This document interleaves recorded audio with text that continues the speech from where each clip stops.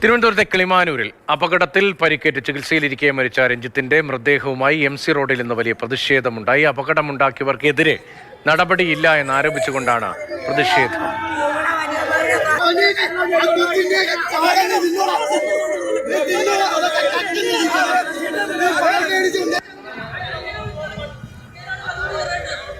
TS ഹരികൃഷ്ണയാണ് വിവരങ്ങൾ വായിച്ചത്. ഹരി, നാടിനെ നടുക്കിയൊരു അപകടമായിരുന്നു.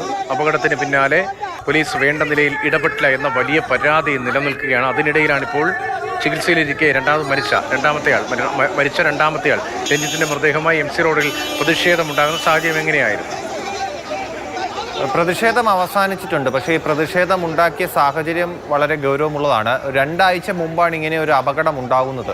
CCTV ദൃശ്യങ്ങൾ കാണുമ്പോൾ തന്നെ പേടിപ്പിക്കുന്ന ഒരു ദൃശ്യമെന്ന് വേണമെങ്കിൽ പറയാം. കാരണം ഒരു ഥാർ ജീപ്പ് വന്ന് ഇരുചക്ര വാഹനത്തിൽ സഞ്ചരിച്ചുകൊണ്ടിരുന്ന ദമ്പതികളുടെ പിൻവശത്ത് ഇടിക്കുകയും ആ ഇടിയുടെ ആഘാതത്തിൽ ഇരുചക്ര വാഹനത്തിൻ്റെ ഒരു ഭാഗം ജീപ്പിൻ്റെ ടയറിനും ഭാഗത്ത് കുടുങ്ങിപ്പോവുകയൊക്കെ ചെയ്തു. അങ്ങനെ കുറച്ചു ദൂരം ആ ജീപ്പ് അമിത വേഗത്തിൽ സഞ്ചരിക്കുന്നതൊക്കെ CCTV ദൃശ്യങ്ങളിൽ നമ്മൾ കണ്ടതാണ്. പിന്നെ ഒരു വൈദ്യുതി പോസ്റ്റ് ഇടിക്കുന്നു. എന്നിട്ട് ജീപ്പ് അവിടെ നിന്ന് വന്ന വഴിയിൽ തന്നെ ഒരു വട്ടം തിരിഞ്ഞ് നിർത്താതെ പോകുന്ന കാഴ്ചയാണ് CCTV നമ്മൾ കണ്ടത്.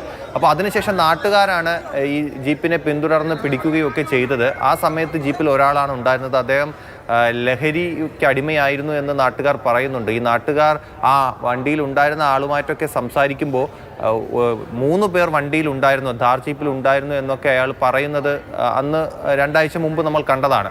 പക്ഷേ ഇതിൽ പോലീസിൻ്റെ ഭാഗത്തുനിന്ന് കൃത്യമായൊരു നടപടി ഉണ്ടായില്ല എന്നുള്ളതാണ് വലിയ പ്രതിഷേധത്തിന് ഇടയാക്കിയത്. അതായത് പോലീസ് മനഃപൂർവ്വമല്ലാത്ത നരഹത്യക്കാണ് കേസെടുത്തത്. അന്ന് ഈ അപകടമുണ്ടായി 2 പേരെയും ആശുപത്രിയിൽ പ്രവേശിച്ചതിന് ശേഷം അംബിക പിറ്റേ ദിവസം തന്നെ മരണപ്പെടുകയുണ്ടായി. അതിനുശേഷം രജിത്ത് ഗുരുതര പരിക്കുകളോടുകൂടി ചികിത്സ കഴിഞ്ഞ് വീട്ടിലായിരുന്നു. അതിനുശേഷം കഴിഞ്ഞ ദിവസമാണ് ശ്വാസ സംബന്ധമായ അസുഖത്തെ തുടർന്ന് കുഴഞ്ഞു വീഴുകയും പിന്നെ മെഡിക്കൽ കോളേജ് ആശുപത്രിയിലേക്ക് കൊണ്ടുപോവുകയും ചെയ്തത്. രജിത്തും മരണത്തിന് കീഴടങ്ങി. അതിന് പിന്നാലെയാണ് ഇന്നിപ്പോൾ പോസ്റ്റ്മോർട്ടം നടപടികൾക്ക് ശേഷം രജിത്തിന്റെ മൃതദേഹവുമായി എത്തിയതിനു ശേഷമാണ് ഇങ്ങനെ ഒരു പ്രതിഷേധം നാട്ടുകാരുടെ ഭാഗത്തുനിന്നുണ്ടായത്. ഈ ദമ്പതികൾക്ക് ഇതിപ്പോൾ സാധാരണ അപകടം എന്ന നിലയിൽ കാണാൻ കഴിയുമോ? ഇപ്പോൾ 3 പേർ വാഹനത്തിൽ ധാറിൽ ഉണ്ടായിരുന്നു എന്ന് പറയുന്നു. പോലീസ് 2 പേരുടെ ID കാർഡുകൾ ഈ ധാറിൽ നിന്ന് കണ്ടെത്തി എന്ന് പറയുന്നു. സാധാരണ സ്റ്റേഷൻ ജാമ്യത്തിൽ വിട്ടയക്കുന്നു.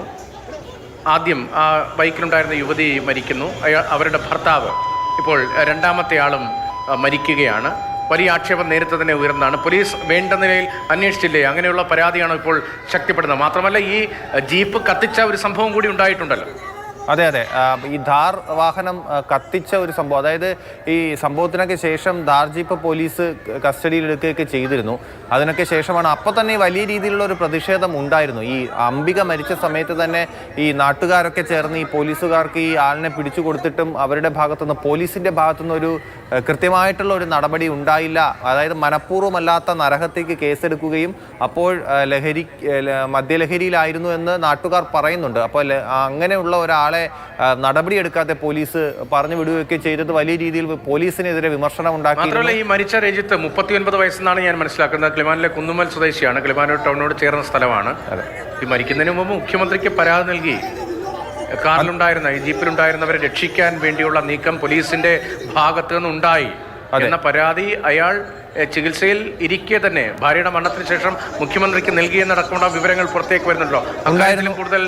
അന്ന് കൂടുതൽ പരാതി നൽകുമെന്ന് അന്ന് നമ്മൾ ഈ വാർത്ത നൽകിയപ്പോൾ തന്നെ ഈ CCTV ദൃശ്യങ്ങൾ ഉൾപ്പെടെയുള്ള വാർത്ത നമ്മൾ നൽകിയതാണ്. അന്ന് ആ സമയത്ത് തന്നെ രജിത്ത് വളരെ അവശ നിലയിൽ വീട്ടിലെ കട്ടിലായിരുന്നു. ആ സമയത്ത് നമ്മോട് പ്രതികരിച്ചതും ആ രീതിയിലായിരുന്നു. അതായത് പോലീസിൻ്റെ ഭാഗത്ത് നിന്ന് ഈ കുറ്റക്കാർക്കെതിരെ നടപടിയെടുക്കാതെ അവരെ സംരക്ഷിക്കുന്ന സമീപനമാണ് ഉണ്ടായിരിക്കുന്നത്. അതുകൊണ്ട് കൂടുതൽ നടപടികൾ അത് ഈ മരിച്ച രജിത്തിൻ്റെ അംബികയുടെ സഹോദരൻ രാജേഷ് എന്നാണെന്ന് തോന്നുന്നു അദ്ദേഹത്തിൻ്റെ പേര്. അദ്ദേഹവും അന്ന് പറയുന്നുണ്ടായിരുന്നു.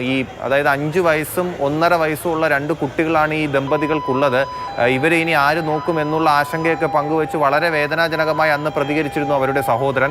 ആ സമയത്ത് അദ്ദേഹം പറയുന്നുണ്ടായിരുന്നു ഇതിൽ കൂടുതൽ നടപടികളിലേക്ക് കടക്കണം, കൂടുതൽ പരാതികളുമായി മുഖ്യമന്ത്രിയുടെ അടുത്തേക്ക് പോകും എന്നുള്ള കാര്യങ്ങളൊക്കെ പറഞ്ഞിരുന്നു. പോലീസിൻ്റെ ഭാഗത്തുനിന്ന് ഇങ്ങനെ ഒരു വീഴ്ചയുണ്ടായി എന്നുള്ള ആരോപണം ബന്ധുക്കളും അവിടുത്തെ നാട്ടുകാരും കാര്യമായി ഉന്നയിക്കുന്നു. അതിൻ്റെ പ്രതിഷേധമാണ് ഇന്ന് കണ്ടത്.